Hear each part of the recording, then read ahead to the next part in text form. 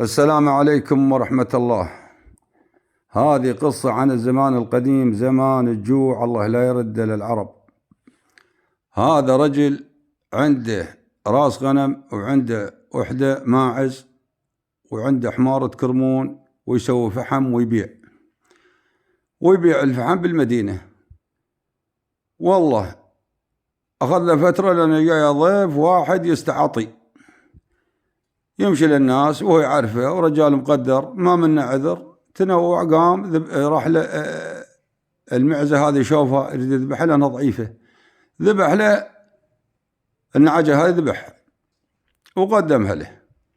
تعشوا وباتوا، أصبح الصبح ولأنه يقول له أنا أستعطي، قال والله يا فلان ما عندي إلا راس غنم وراس معز والنعجة ذبحتها لك والمعز هذا تاخذها. قال لا والله ما أخذها ولو أدري بك والله ما خليك تذبح.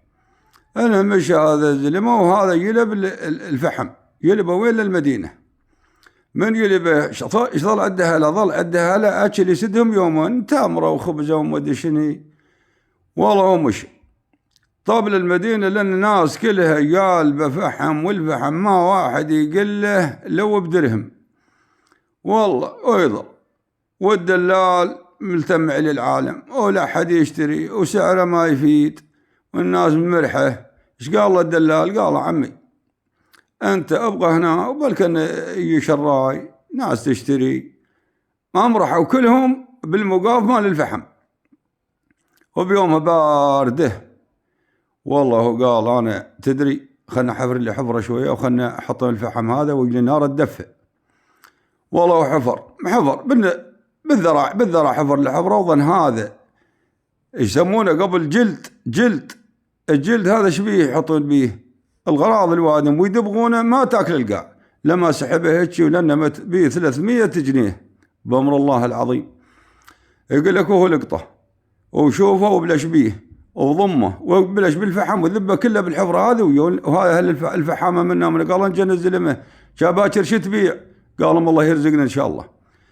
يقول يطب السوق ويشتري له 4 زوامل ويحملهن باعر، ويشتري له 50 راس غنم، ويشتري له 10 معزة مطافيل كل وحدة وراها أصخولها الصغار، ويقول له هلا ورزقه الله سبحانه وتعالى ويصير سبة قناته هذه.